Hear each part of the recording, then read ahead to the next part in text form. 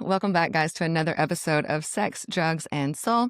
Today, I get to flip the script on Spencer Coursen. He is a threat management expert, bestselling author of The Safety Trap. He is also a podcast host of Coursen's Corner, right? Did I get that Coursen's right? Corner. That's what I thought. I was on it. Carved out a little niche for myself. Yes, it's great. So I love that I get to ask you some questions and just chit chat. It's so much better being on this side of because I just have to show up. Yeah. There's no prep involved. Yeah. You're going to ask me some questions. Hopefully I won't make a fool of myself. No, I don't think you will at all. Also, congratulations on 100 episodes. People don't understand how hard it is to get to episode 100. But that puts you in the 0.01% of all podcasters ever. The statistics are wild. If you go back through my Instagram, I did a story or a carousel about it. But it's something like if you've done 7 episodes, so if you've done 8, if you've gone past 7, you're in the top 10% of all podcasts ever. If you get to 21, you're in the top 1%. And if you get to 100, you're in the top 0.01%. Wow. Because it is so hard to come up with content on a week-to-week or bi-weekly basis that can sustain itself and an audience for that long. Yeah. So, congratulations. Well, thank you. I'm only at episode 92. Yeah. Well, now I was like, you're right I'm behind right me. behind you're you. on the tail. Yeah. Don't take any weeks off. I know. I was I was planning on taking December off, but we'll see. Oh, here I am. I'm recording. I'm not recording this week. I'm recording 2 next week, and then I'm taking off until January. Yeah. I feel like we've got to give ourselves that time to rest and recharge. Do you do yours by season or do you do? I have been. And I've got some other ideas thing. Percolating around where I want to get some questions from people or things that they're seeking advice on and maybe do some different little segment. Start interviewing. Yeah. But did you always want to do podcasts? No, I'm like, hey, stop. Stop. No. Okay. Yeah. Question 1. Oh, yeah. Question. No, it's my signature question. And I've been asking every guest, and it's what's turning you on right now or making you feel the most alive in the present moment. Ooh. So right now I am in final edits for my next book. And the manuscript was due in October. It was due October 17th. And when I turned it in, I was happy with it. It was much better than my proposal. So what I turned in was better than what I pitched, but it's not better than the version that's in my head. And that's, of course, an ever moving goalpost. So when I turned it in to my publisher, they were saying, listen, it's either going to come out in April or June. And I said, if I have a choice, I would like to go for June. I would like to take another pass. So they came back to me a couple of weeks ago and they said, hey, we're going to push it out in June. You can have until January 5th if there's anything you want to tighten up. And this book is very personal. My first book was kind of about my clients and the trials and tribulations that they faced. And, here's what happened. Here's how it was allowed to happen. Here's how you can keep it from happening to you. This is my story. My journey is called Winning the War Within, my journey from trauma to triumph. And so as effective and therapeutic and as cathartic as therapy, traditional and newer modalities have been, writing this book has been its own kind of process. Oh, for and so sure. every time I sit down to get to craft it, it's, if this book can save even one life, it's worth it. Yeah. It sounds like it's already helped one, like yours throughout the whole journey, 100%, right? Yeah. And it's been interesting how that process has also kind of opened other avenues to explore in my own life, to go more from the warrior protector to the elder statesman, and kind of being more of the kind of wise, like that. Yeah. Did you ever watch The West Wing? Maybe a few episodes. In that show, there's this character who's the chief of staff, Leo McGarry. And then there's the deputy chief of staff, this guy, Josh Lyman. And the Leo McGarry character was a Vietnam pilot, and he was an alcoholic, and he had worked through some of his own PTSD demons. And earlier in that show, there had been an attack on the president, and this guy Josh Lyman had gotten shot by a bullet from a would-be assassin. And it's Christmas time, and the bells and the songs remind him of the sirens, and he starts having these PTSD flashbacks, and he sends this has Josh talk to a therapist that helps him realize what he's going through. And Josh comes out and Leo McGarry is standing there and he's like, how did you know? He's like, he tells him this anecdote. He's like, so a guy's walking down the street and he falls into a hole. He's like, man, like, how did this happen? Like, I can't get out. Guy's down there for days. He's surrounded by darkness. Nothing's working. A little while later, his priest walks by. Hey, Father, it's me. Can you help me out? Priest looks down, makes the sign of the cross, writes out a prayer, throws it down in the hole. He's like, well, thanks. A little while later, his doctor walks by. Hey, doc, it's me. Can you help me out? Doctor looks down, takes out his prescription pad, writes out a script, throws it down in the hole. He's like, man, I am screwed. A little while later, his friend walks by. Hey, Joe, it's me. Can you help me out? Joe jumps down in the hole. And our guy goes, well, now we're both stuck down here. And Joe goes, yeah, but I've been down here before and I can show you the way out. I think a lot of my life, I was the doctor. I was the priest. Hey, I overcame this. Why can't you do the same? And having come out the other side, now I want to be the guy that jumps down in the hole and says, hey, let me show you the way out. That brings tears to my eyes. That's beautiful. And there's a couple of things that like pop up or percolated. So I'm curious if your book goes all the way back, like to childhood. And I'm also curious, like, would that little boy like know, or did he expect what was all to come throughout the years to get to where you are today? Or like, kind of like, what would you tell him now? Or... Yeah. So whereas the first book, The Safety Trap, was kind of like the book that or protectors would need as they're entering into that space, this is the book that me coming out of the service needed. But yeah, so it's broken into thirds, and it's basically trauma, healing, and integration. The first third is the childhood abuse and the abandonment and the combat and the PTSD. The middle third is my journey with cognitive behavioral therapy and psilocybin and Ibogaine and some other medicinal medicines. And then the third part is integration, right? Because so much of therapy is like, yeah, you can get the takeaways, but if you're not integrating those lessons, what good are they? And so it's kind of framed as a come for the story but stay for the lesson framing. But that final third is broken down into three parts. The first part is authentic self-confidence. The second part is protecting what matters most. And the third part is authentic masculinity, because I think we've kind of lost our way in, I think the pussification of the American male might be part of the problem. That I would love to go there too. Sure. But before we go to pussification of the men, because I agree, and I'd like to like circle back to some of the PTSD stuff. Like I feel like there would be like some maybe PTSD from some of those traumatic childhood experiences, and coupled with like you were in the military. I would love to ask you like what helped. And I know you mentioned like psilocybin and Ibogaine. Yeah. So we have big T's and we have little T's, right? And as big T's and little T's compound over space and time, you get what's called complex PTSD. I'm not a psychologist. Thank God my sister was. It was really a fortuitous turn of events. So, and like, I remember the first time I really knew I had PTSD was the Killers album came out. And I think it's Mr. Brightside. Is Brightside? I think so. I've got soul. I know that song is on there. And it goes, I've got soul, but I'm not a soldier. Wait, repeat that? There's a phrase at the end of that song. There's a good ding, ding, ding. It goes, I got soul, but I'm not a soldier. Oh. And I started singing that. I was like, oh, fuck. And I just remember like, I don't know if I was like driving somewhere and just like tears as I like sang that cadence. And I don't remember how it ends, but it's like, when everything's lost, the battle is won with all these things that I've done. And I was like, oh, fuck. All right. So like, I knew I had like lingering things. And then, that compounds over space and time. And I was professionally a protector. So I had basically pivoted that warrior ethos into a protector modality. And I had been doing it for so long that like I really didn't know who I was outside of that being called to service. And then when COVID happened, we all like kind of like went into like isolation.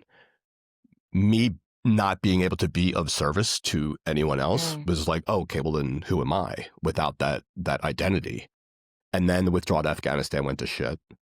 And that I spiraled even further down. And then I was drinking very heavily because I was having these recurring nightmares anytime I closed my eyes. And being drunk kept me from going into REM sleep. And so it was almost like this this way to self-medicate. And then one night, I was like, I knew I was gonna eat my gun. Shit. I was like,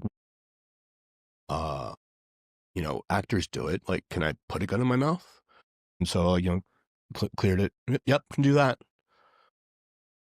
And I have a service dog, and so I would always like make sure he was crated up while I was doing this stuff. And look, can I do it loaded? Yep, I can do it loaded. And then one night I got really in a dark place, and as I went to put the gun into my mouth to do it, Rodin laid down across my arm to stop me.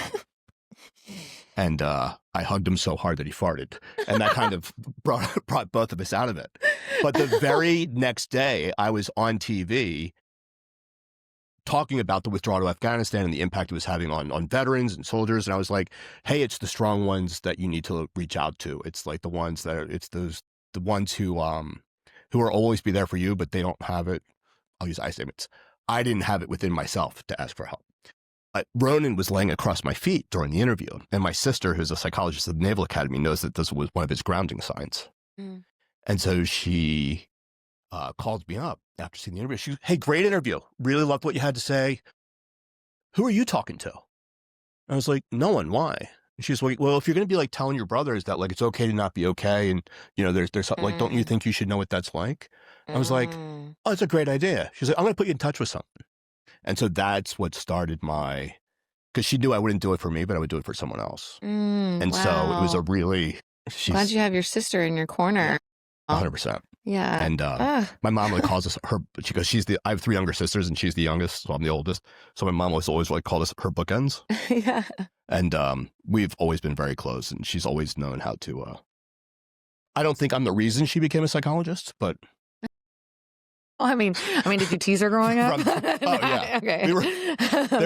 There was something on Instagram the other day where it's like, remember like childhood memories where it's like, yeah, remember when you used to chase me around with a cleaver? Like, that was such a great childhood. It's like, yeah, that was.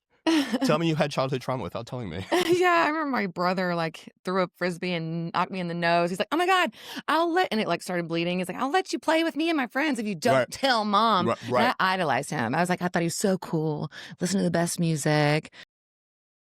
Just had it all together. Yeah. I thought. Family is can be like, a saving grace, and it can also be like the knife that just keeps getting twisted because like even today, like I'll go back to like family functions, and by any metric, I've become pretty successful in my chosen, but like my aunt's like, how's that security thing going for you? Is that working out? Like, you doing okay? I'm like, yeah, it's a grind. And, yeah, but it's kind of funny how people that know you at a certain point in your life, that's all they ever see you as, despite your evolution over space and time. Yeah, Peter Crone said something about that, and I was just mentioning it on a conversation before here. It's like sometimes when we go back, they hold us to versions of ourselves that we used to be, and like don't give us the permission or space to be who we are today. Yeah, and we probably do the same to them. Yeah, right? Yeah, totally. I mean, your outlook is informed by your experience. And so if you are not with someone on that, I mean, think about like a high school reunion, right? You haven't seen these people in 20 years, you go back, and in your mind, they're still the class clown or the comic or the mascot, right? Even though they may have had a whole separate journey outside of that relationship to you. For sure. Okay, so when you go to start going to therapy, at what point did you do like the therapeutic? So I had been anti-drug because my biological father had a drug problem. And so I was very anti-drug my entire life. I never tried weed. I never did anything. I drank because that was like, I guess, what was socially acceptable. And like they often talk about like my godfather having like a flask over the baptismal basin of Jameson that was kind of like, I was literally baptized in it. But my therapist was like, because I was having a hard time sleeping, I was like, I had all those things. He's like, you ever try weed? And I was like, no. He's like, I think you should try weed. And so I I don't know where I was, like Colorado or Vegas or something. And I went to like a dispensary and got like a vape pen. And I was like, oh, this is great. Because I also have like horrible ADHD. So with like the Vyvanse and the Adderall, like keeping me up. So, but like, take a couple puffs of that, it would put me right to sleep. It was like, oh, this is fantastic. Began like the reframing of my my relationship with drugs of any kind. It's like alcohol. How you use it is one thing. So I went through, it was supposed to be 12 and then it was 16. That was like 22 weeks of cognitive behavioral therapy, which was really great for helping me to reframe the expectations that my mind had of things. So if I was going to like, if you had asked me about my childhood, I'd be like, oh, my childhood was horrible, blah, blah, blah, blah, blah. But what that kind of therapy helped me to do was, okay, so if like there's a pizza that's on a table and 2 of those pieces fell on the floor, yeah, that's bad, right? And I was only focusing on those 2 pieces of pizza. But like my childhood en total was pretty great, right? Same thing with like combat. Like there were dark days, but overall it was pretty great. Like the best way I can explain it to someone who hasn't gone through it is there was like a sheet in front of my face, and I had cut a little hole in that sheet, and that was my aperture, that was my prism for how I saw everything. And what CBT helped to do was take that sheet down so that I could then see the big picture, right? I could see how everything tied together. Oh, okay, it was this. Oh, And there's like a million examples yeah. I can give you. Yeah. But it didn't do anything to help heal like the shame or the guilt. So a buddy of mine is well-versed in the journey space. And he's like, hey, I'm going to go do this plant medicine retreat. Would you like to come with me? Sure. And it wasn't psilocybin or it wasn't anything. It was just like plant medicine. And I remember going in and sitting down, and the facilitator, we did the ceremony, and the facilitator gives me my first dose, and we sit down, and she's like, how are you feeling? And I was like, fine. Like, how am I supposed to be feeling? She's like, well, it's not about like how you're supposed to be feeling. It's like, how do you feel? And I was like, I really don't know. She's like, okay, like come sit down. She's like, I want you to just like lean back, like close your eyes. And she was like, take a breath. I was like, and she was like, no, like take a deep breath. And I went, and that was the first deep breath I had taken in 20 years. And I had this like chronic pain in my shoulder that would like radiate up my neck. Doctors couldn't, MRIs, x-rays, nothing. As soon as I took that first breath, it went away. Like years of pain, just gone. And so that was my first introduction to like the body keeping the score. And I remember like tears coming down my face, being like, I can breathe. And I was like so afraid that it was just going to be like while I was like high on the drugs. And so I was like, I'd be like going to the bathroom, be like, take a deep breath just to make sure I could still do it. And so I was like, okay, there might be something to this psychedelic thing. And then a fellow veteran told me about Ibogaine. And I went down to Mexico and I did an Ibogaine journey. And Ibogaine was I'll use I statements. For me, it was, everyone has their own experience with it. But for me, it was a very dark experience that you're almost like in a semi-paralyzed state while you're going through it. But it's a moment by moment audit. For me, it was a moment by moment audit of my entire life. And so I would see a flash of something and another flash of something and another flash of something. And it's like auditing to see how you respond to those things. And when you try to look away from something, it brings it like front and center. Until eventually I was in this like, you know, like your iPhone like camera roll. Yeah. Imagine that is like a 360 all around you. Oh, wow. So it's all of these moments in your life at any one time. And so you're laughing, you're crying, you're screaming, you're coming, you're doing, you're dancing, da, da, da, da, until you don't want to look at something. And then it brings that front and center. Right. And what's really interesting about that is in that construct, I was not only able to see it from like a porthole effect. So I was like outside of myself. I was still able to see it as myself, but I was also able to experience it from the perspective of everyone else. And so, like if I was being beaten, you know, by my dad, it was like in his head, he was like, I'm saving you because I'm not beating you as bad as my dad beat me. Or in combat, it was like he was, when guys went down, like they were grateful. Oh, man. Oh, my God. I was giving this speech once, and there was this one part of the speech that I could never get through. And so I come back off stage, and there's these Gold Star mothers there. This one mom comes up to me, and she's like, honey, I had the same problem every time I talked about my Danny. My priest taught me this really great trick. When you start getting emotional, if you just clench your butt cheeks. Did you just clench your butt cheeks? I did, 100%. It resets your entire central nervous system, and then you can move It won't mean you're pussified if you it works. Yet. Which is funny because, like, when I'm giving my dad's, when my dad died, and I was giving his eulogy, I'm like, kind of making a joke about it, and then it gets a little serious, and you like to see me take a step back, clench my butt cheeks, and like continue with the story.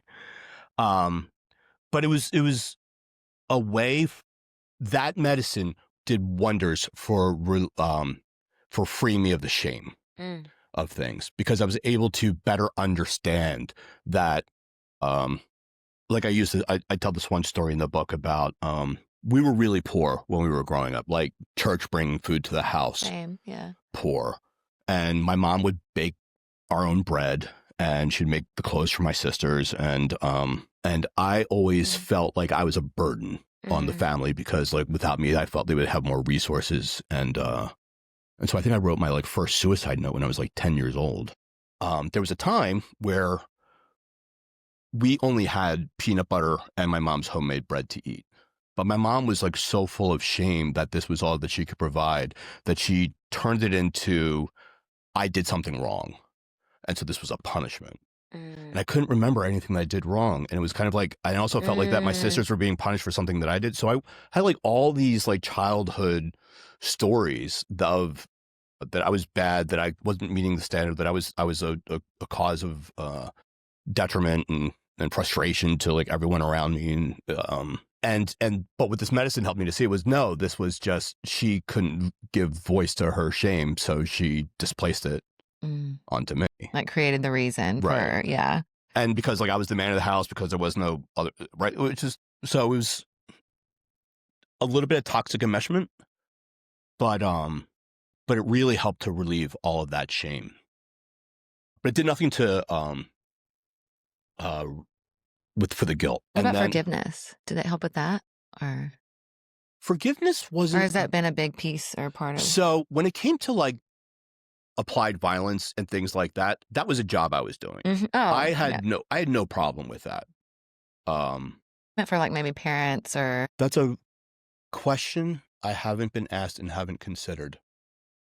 But for me, I didn't hold any animosity. Me needing to forgive them, what didn't hold as much weight as my ability to understand. Okay. And once I understood, there was no need for forgiveness. Gotcha. Because I understood that, I think, and I'll use I statements, I think that as I was a child, I had an expectation of that my mom should have protected me better, or that my biological father should have been a better strong masculine presence who provided and protected, or that the community should have provided for me better because I was just a child. And so if I had embraced I was wronged framework, that would require a forgiveness response. What I have learned, and this is like kind of the healing and the integration part of the book, is like, they didn't have it to give. They did the best they could with what they had. And it wasn't fair of me to prescribe to them skill sets or abilities or capabilities, or to be able to hold space, or to have that kind of resilience within them that they could then give to me. They just didn't have it to give. And once I was able to understand that, the shame that I had done something wrong that wasn't worthy of it dissolved. Does that make sense? I explained it a bit better in the book. No, I think you do. You explained it pretty well right but there too. Like I said, but it didn't do anything to like the guilt. Because even though I said like I had no problem with the application of violence because I understood what was on the other side of it, what I did have a big problem with and was a big trigger for me was, did we fight on a lie? Did people above me have information that they weren't that they were leveraging to forthright or to extract or enact an outcome that was favorable to them, disguised as what was good for the whole. Yeah. Right. And so I had a huge problem with that. And so while in the moment I didn't have like, it was like, did any of this need to happen? Was I just a pawn in someone else's war? Was I like, and so that was a big guilt thing for me. And I would have this nightmare recurrently where I would be like bound and gagged to a chair. And there were these guys who would just like come up and pick a gun up off the table, put it to my head, click, click until one of them would go bang. And then I'd have to like get up and like, you know, clear the hotel room or the house or wherever I was in for the rest of the night. And so I got invited out to this to do a hero's dose of psilocybin at a veterans retreat.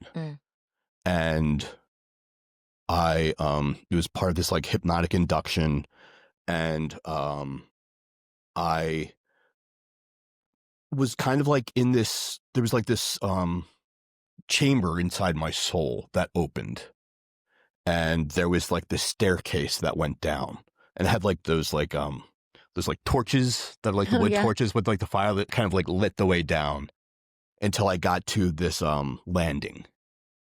And then there was this inscription on this wall that I had to read. And to this day, I don't know why this was the inscription, but it was from Billy Joel's And So It Goes. Oh, okay. In every heart there is a room, a sanctuary safe and strong to heal the wounds of lovers past until a new one comes along. And as soon as I read it, this like door opened and it led into this next chamber. And I had to name this chamber. So it's like, all right, I'm going to name this chamber Love, right? Just write about love. Love was front of mind. And then it kind of goes like, opens up. And have you ever been like in an espresso store and it's like all the little little pods of coffee and they're all the different like colors. Yeah. Right. Mm-hmm. It was kind of like that, but these were all the tools you would need for love. Mm-hmm.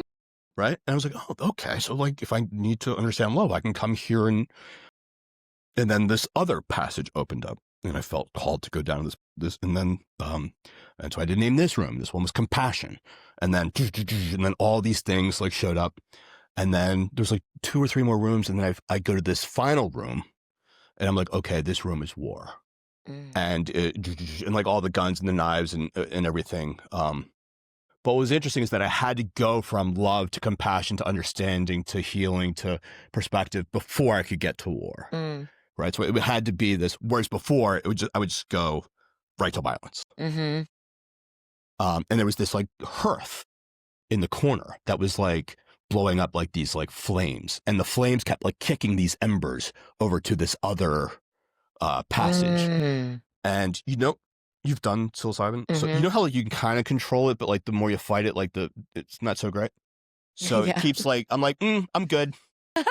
I'm good. Okay. I understand that like I can't go straight to violence. I got to go through. Okay. I understand. And it was like, I have to hold the olive branch in my hand. And then I have to intentionally put that olive branch down before I can pick up the weapon. But it still wants me to go down this other path. I'm like, no, not going to happen. And then the fire gets hotter and brighter. It throws more embers. And it's like, no, you're going. I'm like, no, I'm not. And it goes more and more and throws more and more. I was like, fuck. I was like, okay, so the only time you can be brave is when you're scared. So I start walking down. And as soon as I walk in there, I can smell it. I know exactly where I am.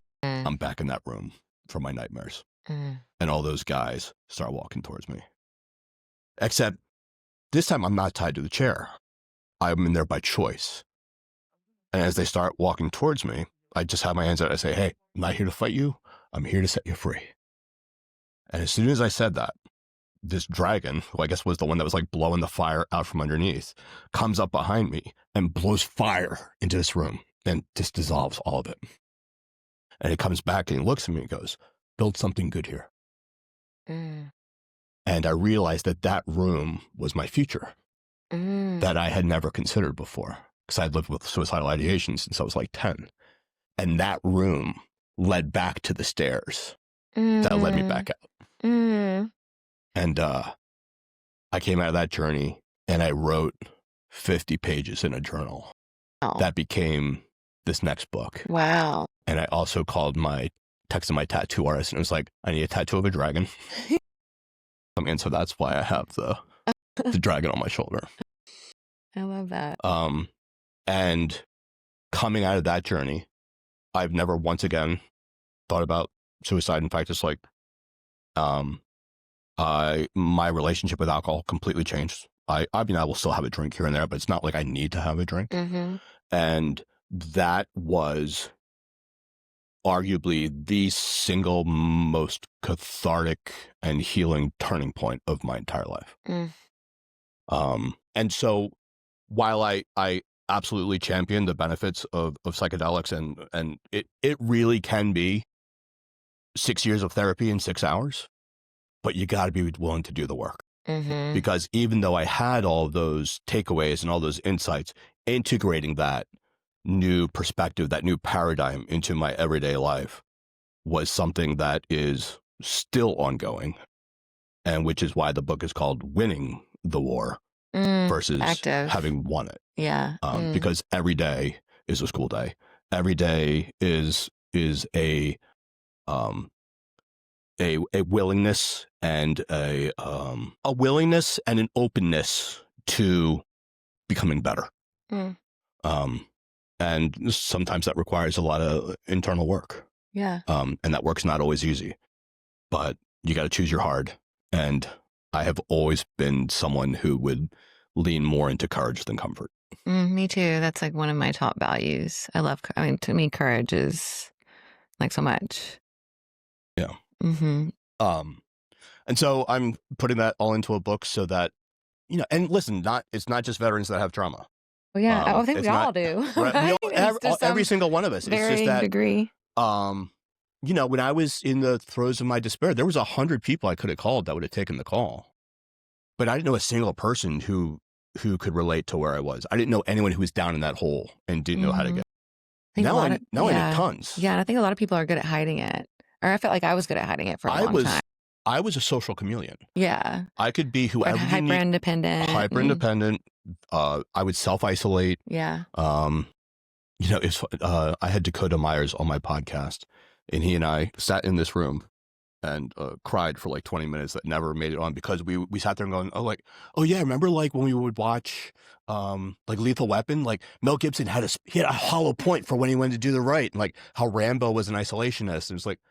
It was almost like Hollywood promoted that having PTSD meant you did your job well. And so we all went out and sought out these careers and these opportunities that would allow us to become the heroes that would get this, what I would once call a badge of honor is now a badge of trauma, but then never taught us how to deal with it. Yeah. They're just like, and now we have a whole generation coming back that's finally like, hey guys, like, Well, I'm glad that they have your story as a lighthouse.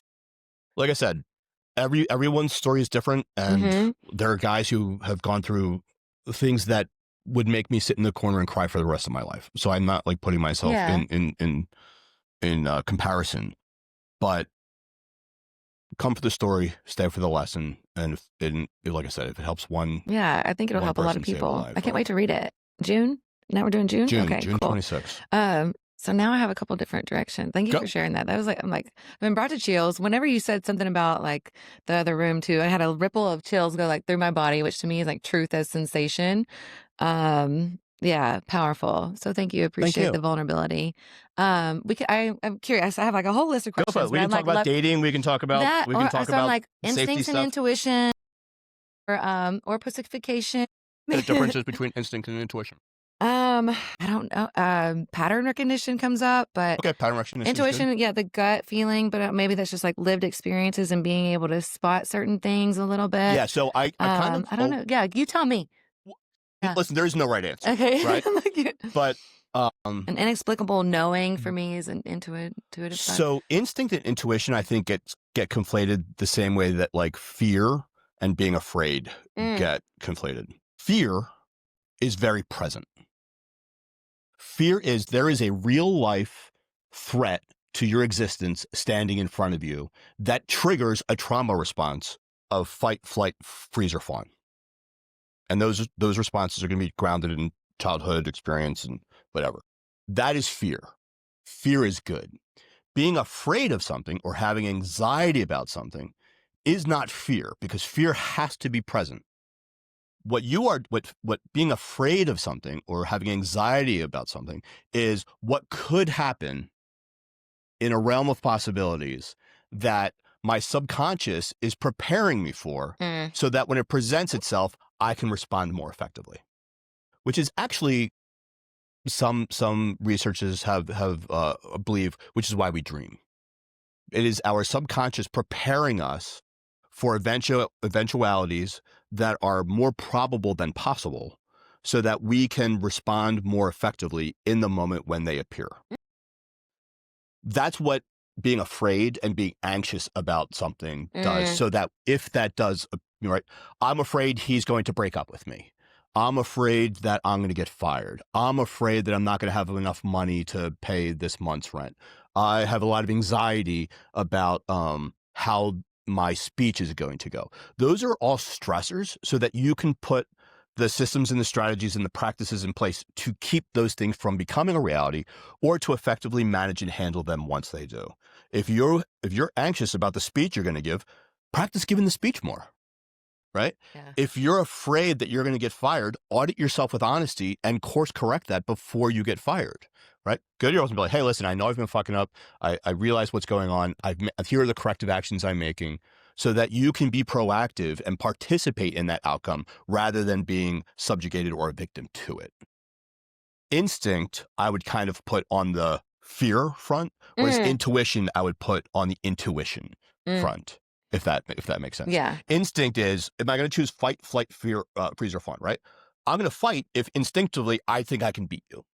I am going to flee if I instinctively think I can outrun you. I am going to fawn if I think that you're probably going to overpower me and outrun me. So I'm just going to please you, so that I'm going to have to endure it. I'm just not going to make it worse. Fight, flight, freeze, and freeze is freeze is what most people do before they choose fight, flight, or fight, flight, or fawn. It's the deer in the headlights, right? It's the squirrel that goes, do I go this way? And then they make a decision. So instinct is to fear as intuition is to anxiety. Would be the way I would explain it. Yeah, I get that. How do people like strengthen one or the other? No one fears that which they know well. If I were to, and that comes from two things. One is distress tolerance, right? And the other is stress inoculation. So distress tolerance is the family's going out to dinner, right? And we're going to my favorite restaurant. And when I go to this favorite restaurant, I always get a burger and fries. But when we get to this restaurant, the fryer's broken. And so I can get the burger, but I have to have something else other than the fries, right? Well, if you're a child and you've never had something not go your way for the first time, okay, that's distress tolerance. You're going to have to get used to, I know this is what you wanted, but you're not always going to get what you want. The more of those you can be bombarded with as a child, the more adaptive you will be able to be as an adult. And this is where, and again, I'm not a parent, but I protect a lot of families. Parents have shifted from preparing children to protecting children. And your job as a parent is not to protect them. Your job as a parent is to prepare them. Right? So you want to protect them by helping them prepare to do dangerous things carefully. You protect them by helping them to prepare, right? Like equip them. Exactly. Yeah. Socialize them, get them to do other things. The other thing is no one fears that which they know well. So this is where stress inoculation comes in. Being in a gunfight is very, very shattering to the ego, to the system, right? So what the military does is they go, okay, as soon as you hear this sound, you're going to get down to the ground. Then you're going to bring your weapon up. Then you're going to sight your picture. Then you're going to shoot. And then you boom, boom, boom, boom, boom. So that there was an instructor in Ranger School who said something that I thought was very impactful. He said, in combat, a man's brains turns to water and runs out his ears, and he relies on pure instinct alone. But if you train that to the point that it becomes muscle memory, you won't be thinking about it. You're just going to respond. If Formula One was just here, right? If I was to take you out to Coda and put you in the suit and the hat and the helmet, right, and put you in one of those cars and say, hey, drive around this track 200 miles an hour, your heart rate's going to be like 160. Yeah. Right? But your 100th time around the track, maybe 150. 1,000th time around the track, maybe 120. Your 10,000th time around that track, you're going to be driving with your knee, updating your Instagram, right? Because you've done it so many times now. And so when it comes to, sorry, I keep kicking the microphone. You're good. When it comes to how do you train that, you train it through exposure. You train it through doing the difficult things in a very careful way. You do it by exposing yourself to dangerous dynamics that you have some kind of control over, so that when you are presented with it in real life, you can Don't freeze as long. Or yeah, like, you're more effective. Yeah. Right. And this is when it gets into, whether it's the military or being a pilot or being a surgeon or a doctor or podcasting, right? Amateurs train until they get it right. Professionals train until they can't get it wrong. And it's really that. Would you say that that's like the way to build trust if like people have been overriding their instincts? Self-trust? Yeah, like build self-trust, like to expose themselves to like those situations or different scenarios to get the reps. I try to do something every day that scares me. I don't, like I said, I choose to lean into courage more than comfort. So it's really hard. And you and Courtney were talking about this, about, putting yourself front and center. When I, for most of my career, I was behind the scenes. I was the guy, behind the guy or behind the woman or behind the family or behind the person. I was, invisible until I needed to be present and then made myself known and then disappeared again.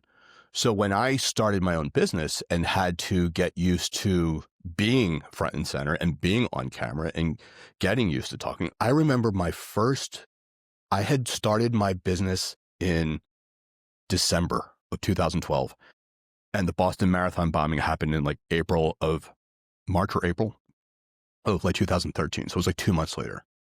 And I got called to go on Katie Couric 2 months into doing my business. And the producer comes up to me in the green room. They're like, okay, she's going to ask you like one of these 2 questions. And so I had those 2 questions in my head, and I'm literally in the green room, just like, this is what I'm going to say. This is what I'm going to say. This is what I'm going to say. This is what I'm going to say. And then on TV, it was Katie Couric was sitting here. It was me and then 2 other experts. And she goes, okay. And she gave me the question that was supposed to go to someone else. And I went, And I was just like this. And then I got in my head because I saw the cameras, I saw the audience, I saw the light. I was like, this is going to live on the internet forever. And I got really inside my head about it. And I was just like, But, now, and even like when I was like promoting my book, like they'd be like, oh, we're going to ask you this. Like, any idea like what kind of questions they're going to be asking so that I could like know and have some kind of like control over it. I've been doing this so long now that like, I forget about the cameras. Oh, look, that's me. Right? It's like, and the same thing with like guests when they come on and I can see that they're like, listen, in 10 minutes, you're going to forget these microphones are here. You're going to forget the cameras are there. This is just a conversation. Yeah. And that's all it is. Yeah. That's all it is. But you have to have the willingness and the desire to, you don't get comfortable by always being comfortable. You get comfortable by being as uncomfortable as possible. Yeah. The most you can. That's so good. It's so true. Like the willingness to get uncomfortable and stretch the edges. Being uncomfortable. Yeah. Right. I like leaning into courage. I like knowing at the end of the day, hey, I wasn't a bitch today. Right? Yeah. Like, hey, in fact, if like something's not going, if the day's getting a little too easy, like I'll be like, yeah, I'm gonna learn Chinese. Are you studying Chinese right now? I am actually. Yeah. Really? Yeah. Do you speak any other languages or? A little bit of French, and I speak like cop Spanish. Okay. I can understand some Spanish, but I don't know. Yeah, Chinese is really hard. Yeah, I'm like, of all the languages to pick, Really hard. I'm like, is that going to come in handy, like writing a I think it's Okay. very Oh, okay. Yeah. Interesting. Let's see. I wanted to see here what question that I had about that before we go into like maybe some dating questions. What is your relationship with safety? A relationship with safety. I've always been a thrill seeker. So, well, no, it's interesting because like if you ask a man when was the last time he was afraid, like he really has to think about it. Yeah. And most women you ask when were you last afraid, they're going to go like, oh, at Whole Foods this morning.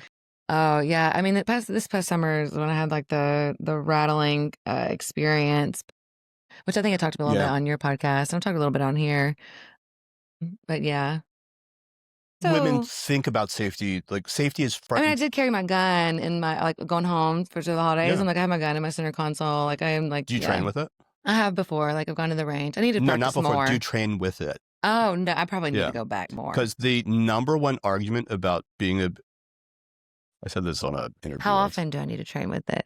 Like weekly? I say 1,000 rounds a month. Okay. My rule is if you're going to carry a gun, you should be shooting 1,000 rounds a month. And that's drawing from concealed. That's at different ranges. That's you should be doing some push-ups and some jumping jacks and then doing it. Because the number one argument against someone using a handgun effectively in a self-defense life or death scenario is to watch the everyday citizen try to take a selfie with a celebrity using their cell phone. Right? You and I sitting here can take out our phone and take a picture of this nice little plant and hey, no problem. Taylor Swift walks in the room, we're both gonna be like, oh my God, it's right now. Imagine that's a handgun. Yeah.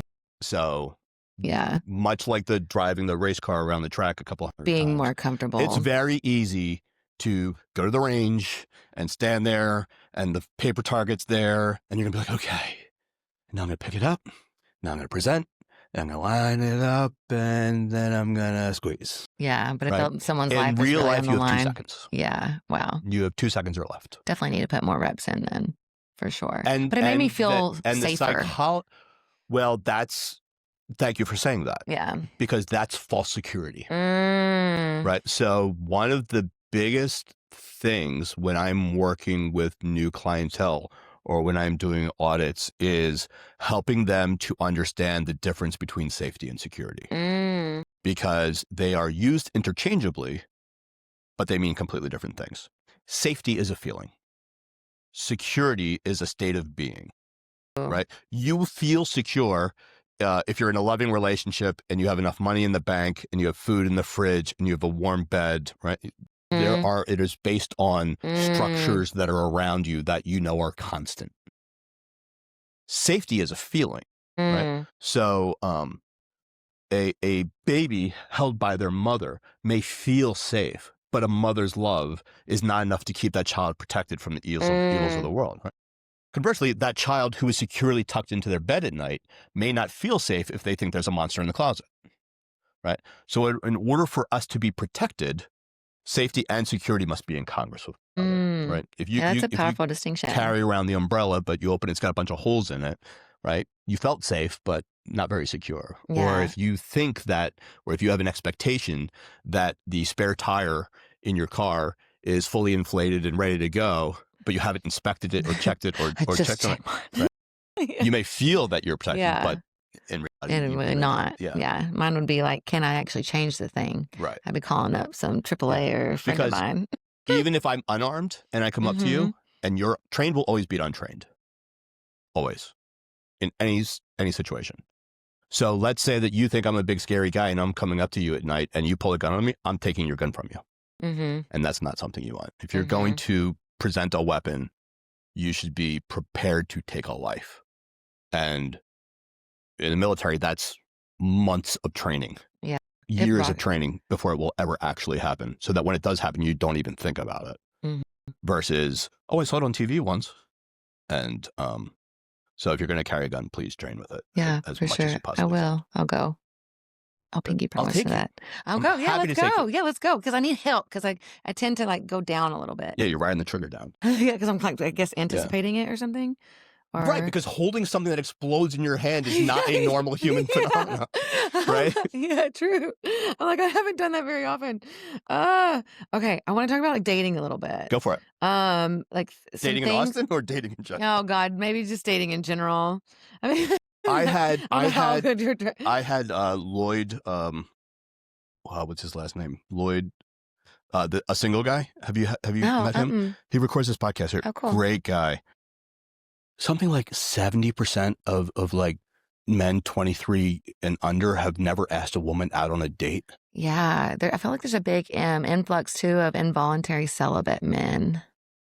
Yeah. Yeah. Well, I think there's a lot of reasons, but what's your question on dating? Basically, I mean, like whether, what's some things that you wish a woman knew about vetting a partner or like protecting themselves, or I have on here as well, like early green flags or early red flags that someone is going to cost you your peace. So I have a chapter in my book about the safety trap of being too polite. Ooh. And in that chapter, the number one takeaway is that your willingness to defend yourself should always be stronger than your unwillingness to offend another. Women, we have all, but especially women, have been conditioned and trained and socialized into being polite, into being courteous, into not tipping over the apple cart or being disruptive, rage or anger or displeasure, right? Yeah. It's just like go along to get along, like don't upset anyone, right? And women especially have been almost socialized like past the point of being safe. And I had this client, and she was in a predicament that she had many opportunities to get herself out of, but she didn't want to offend or cause a stink or make anything else. She didn't want to put herself in a position of prominence above this individual, even though she absolutely had the right to. Because I will often say, being polite is a courtesy, but protecting yourself is a priority. And if it hadn't been for this random passerby thwarting this dynamic, it would have ended very, very bad, like very bad.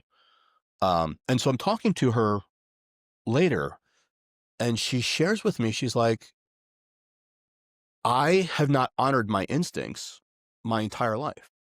When I was a child, I was told to just like, don't, just be polite, just be cute, just stay pretty, and someone's going to take care of you, and don't worry, and don't do this, and don't cause a scene. And like it wasn't, I mean, there's still like the Sheryl Sandberg, like lean in and make your voice known and all that stuff, but that's a very new presence. And that's not something that's instilled in a lot of women from a very young age. And she was a mother, and she had kids, and she was like, I honor my instincts all the time. I will say, oh, I'm thirsty, but I will make sure that all the kids get what they need first. I'll make sure my husband gets his. If I'm at work and I need to go to use the bathroom, I'll be, does anyone else need anything before I go and use the bathroom? If I'm hungry, I'll be like, does anyone else need food first? It's like their instincts are real and they hear them, but they don't honor them.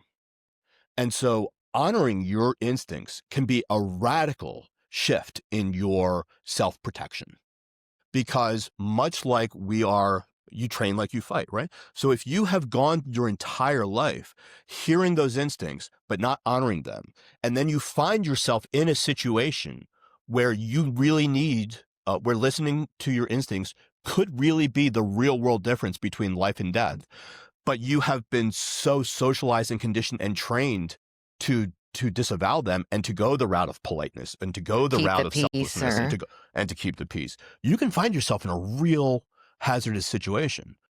And so we kind of like work through this plan, and it started with like, when I need to use the bathroom, I'm just going to go and use the bathroom. When I feel thirsty, I'm just going to go and get a glass of water. When I am hungry, I'm going to eat something. And people don't like to hear this, but in order to be truly selfless, you must first be selfish. I talk about in the book that I wrote that, my mom was fucking Wonder Woman, right? My mom raised 4 kids. She ran like daycare my mom has a master's degree in speech pathology, right? When my biological father left, like she had the opportunity to put us in daycare or have someone else watch us, and she could have gone out and made all the money and done all the things. But she chose to run daycare out of our house until my youngest sister was old enough to go to school. And then she got a job in our school district so she could be on our same calendar. But my mom was also like run ragged, right? So while my mom was always present, we were only really getting my mom 10%. We were getting 10% of my mom, 20% of my mom, 30% of my mom, right? And I have to wonder, like, which is better, to get 30% of your mom 100% of the time? Or would you rather have 100% of your mom 50% of the time? Right? And it's one of those things where it's like when we try to give to others at a cost to our own self-worth, our own self-being, our own, like, we are operating from a deficit. Whereas if we make sure that we're good, we are now serving from a source of abundance, right? I kind of always equate that to like the champagne tower, like filling the top glass, that overfills, that flows the tube beneath, the fill which won't leave. If you just take that bottle and try to fill make sure every glass has at least a little bit before you're going to run yourself ragged. Like, so in order to be truly selfless, you must first be selfish. So I think women in dating, honoring those instincts and listening to those intuitions and calling those red flags for what they are and not wanting to believe the lie and, oh, but daddy, I love him, I can fix him. Seeing the potential, right? Or the lie that we tell ourselves. When you're in that lie kind of that we tell when you're ourselves 19 or 20 and you meet the cute guy in the bar who's like the, who's, going to be a musician and like, yeah, that guy has potential. When you're in law school and you're falling for the 35-year-old guy who's singing on stage, like that guy's potential has left, right? Like, so unless that guy's like a trust fund baby, like, so, but like I always say, like, audit yourself with honesty and also become familiar with what your triggers are and what your desires are and what you're compensating for and all of those things. In almost every situation that I have spoken to someone who is either in a threatening dynamic or in an emotionally disruptive dynamic, and I say to them, hey, listen, if we go back, can you kind of pinpoint like when this began? They can always every single time. And they choose not to because they don't want to be mean. I'd rather be mean these days, I think. I also think there's a very interesting framing in the way that like men pursue women and the way women want to be pursued. These days now, or like what's current, or back, If guys are out at a bar and we see an attractive woman, we want to go right up and talk to them, like make a date right then. What women... and yes, please come. You say that, but what I hear women saying more is it's kind of like sales. Like they require like 6 or 7 touches before they'll commit, right? So I hear this, the one anecdote I hear the most is the gym guy or the guy from work or the guy that's at the dog park, where it's like they see the guy, they think he's cute, right? Then they see the guy and he kind of looks at them and like, acknowledges them, right? And then there's a wave, and then there's oh, hey, good to see you, and then there's, oh, how was your weekend? And then it's over space and time, this like kind of built rapport, of trust and intimacy or whatever, versus you match with a guy online, right, who you don't know in real life, who is now going to like start texting you or whatever, like this dynamic can come. It's just not. Guys will either over text themselves out of a date or say something creepy that will get them out. It's like it's kind of like you've done sales, right? So it's kind of like if you got the yes, shut the fuck up. Right? And also like have a plan. Yes, have a plan. Right? Every woman I talk to is like make the plan. Like because this is one of the and getting back to like the pussification of the American male thing. Today's women are strong and educated and empowered, and they can buy their own house and their own car and their own dinners and their own clothes, and they can do it. They don't need a man, but they want one, right? What they don't want is to be out in their masculine all day and then come home to also be in their masculine. When they come home, they want to be in their feminine. They want to be nurtured and sexy and caring and loving. Soft, right? But that requires the man to step the fuck up. Hey, Saturday, Sunday, sushi. You down? Right? Like, have a plan. A man has a plan.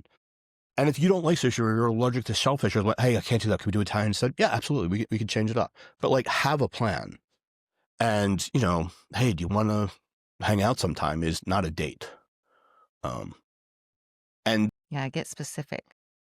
Yeah, and make your first I'll use I statements. I don't make my first date dates. I make my first dates experiences. Like, hey, do you want to go Shared shooting? memory. Do you want to go? Yeah. Do you want to go to the range? Do you want to do something?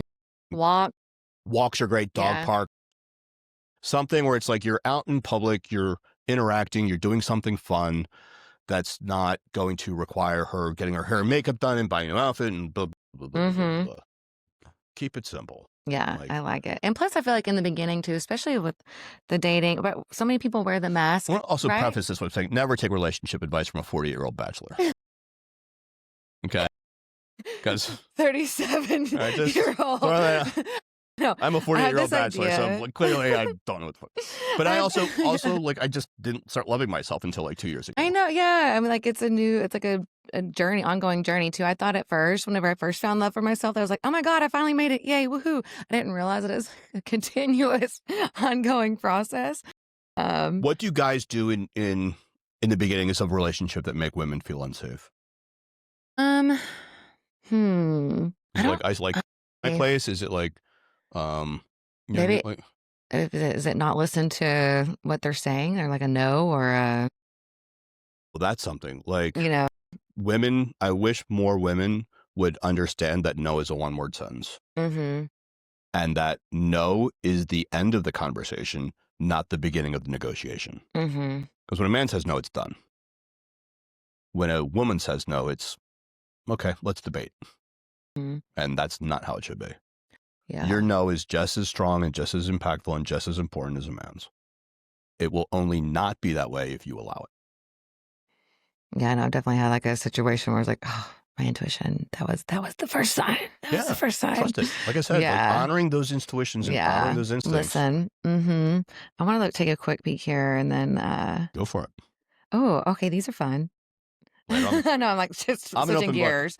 It says, what's something most people assume about you that couldn't be further from the truth? I think people think I'm smarter than I am. And I'm just more creative. I also work really, really hard.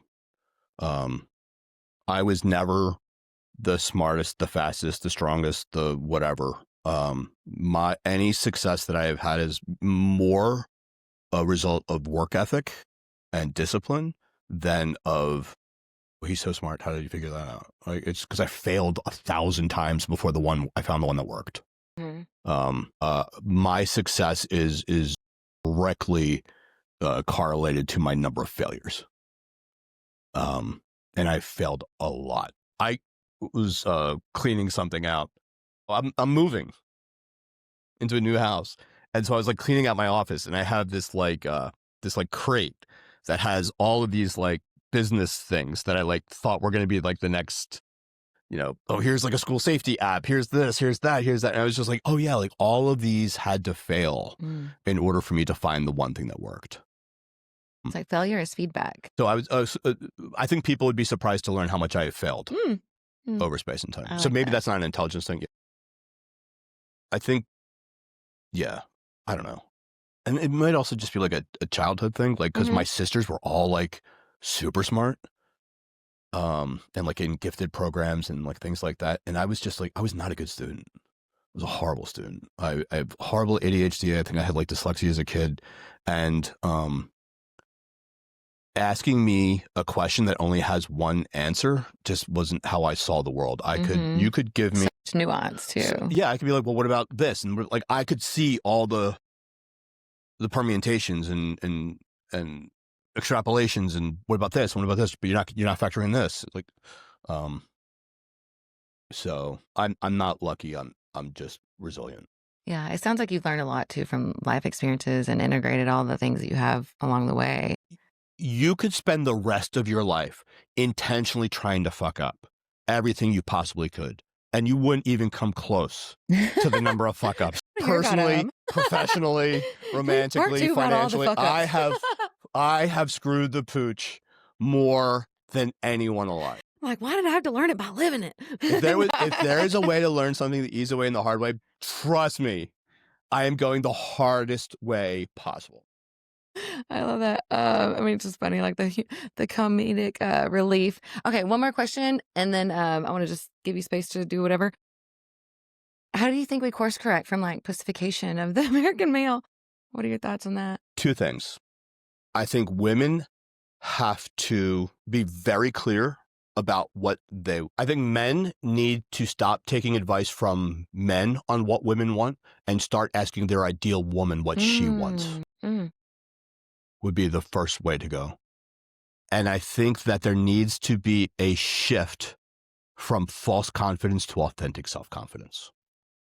I see a lot of guys walking around with facial hair and flannel shirts, driving trucks and tattoos, who can play the part of being an alpha right up until something goes wrong, and then they become a beta bitch. Okay. Right? Authentic self-confidence is practiced and tested and proven. False confidence is insecurity dressed up like bravado. Stop trying to be something you're not. And if you are wanting to be something you're not, you actually have to put in the work to get there. Right? You're going to have to get some grit. You're going to have to get, some dirt under your nails. You're going to have to get some calluses on your hands. Start doing jujitsu, start lifting heavy weights, pray hard, lift heavy, stay deadly. And that's not, I think, when I was a kid, who's the comedian that has the whole bit about mindfulness? He's like, I used to have to sit in a car and just watch the condensation drip. We didn't have like a fucking multimedia entertainment system in the palm of our hands. Like, I don't know who said it, but it's like, when was the last time you just took a shit? Just shit. It's like, right? It's like, yeah, like mindfulness for kids. That was our entire childhood. Like our parents would there's like the one lady, she's like, they had to put like something on the news that said, it's 10 o'clock. Do you know where your kids are? Yeah. Because our parents didn't. We would get kicked out of the house at like 7 o'clock in the morning, and we would be told to come back by 7 p.m. Yeah. That was it. Yeah. That was the oversight. We had to live in our imagination. The world, I don't think, was any more or less dangerous or whatever, but it's like, we used to ride it like Stranger Things. Like we rode our bikes everywhere. We played with kids. Like, we forged, like other parents would maybe throw us a sandwich. Yeah. But we had a childhood of distress, of stress, of stress inoculation, right? Of figuring things out. We knew who the creepy guys were in the houses you didn't go by. And like we understood pattern recognition and trusting our guts, and we knew how to fight. Like growing up in Philly, like if you hadn't had your nose broken in the 700 level of Veteran Stadium by the time you got to high school, you weren't a man yet. Right? Like your initiation. I don't know how many kids have actually been punched in the nose today. Like at the Naval Academy, they still have to have, in order to graduate, you have to take a punch. Really? Yeah, because they don't want you leading soldiers in war if you've never had your nose broken. I'm not saying that you need to get your nose broken, but you need to stand there in a ring and take a punch because you need to know you're not going to break. And I just don't think a lot of kids today have had to really endure. Yeah, they haven't been prepped, kind of like what you mentioned earlier. And I think that it would help if women were very clear about what they said they wanted, and then that's what they chose. Because I see a lot of women saying, oh, I want the alpha man that's going to be the provider, protector. And then as soon as he like steps up and starts like being like, hey, she's like, oh, maybe I don't want this. And I guess, and that comes to like, there's the wrong kind of masculinity. Don't get me wrong. But, I'm one of those guys that says like there's no such thing as toxic masculinity. There's the lack of masculinity, and then there's bitches. Like that. The lack of masculinity versus toxic. Anything else you want to drop here or share? I feel like... Can I see your questions? Oh yeah, I have tons. Well, let me ask you this. Do you want to dive into like the psychedelic space anymore, or do you want to? Sure, we're like over time. But, we're over time. Okay, yeah, so we can, or we can wrap it up. What else do you want to say about psychedelics, real quick? No, I have nothing else to say about psychedelics. Yeah, I think psychedelics are great, but I think if you're expecting it to be a one and done, that's not how it works. Hormozy's got that great. Do you know Alex Hormozy is? He's got this great thing where he's like, if I show you a red card and I slap you across the face, and I show you a red card and I slap you across the face, and I show you a red card and you duck, you're smart. If you come back the next day and I show you a red card and I slap you across the face, you are not intelligent. right? So it's like psychedelics are a great way to bring an awareness that you wouldn't otherwise be exposed to the consciousness of your mind. But if you don't integrate that takeaway, that's all it will be. Mm-hmm. And that's where you see people doing, oh, this is my 27th exactly. I was gonna say, ayahuasca journey. chasing it. Right? Now you're trauma chasing, you're trauma hunting, or whatever. Real healing comes from doing the hard work. And it is not fun. The journey might be fun. The integration will be anything but. And it is not linear. It is, I'll use I statements. For me, it's not a linear takeaway, right? I will be working on something and I'll be like, because I have like a very undisciplined and irregulated like incubation process.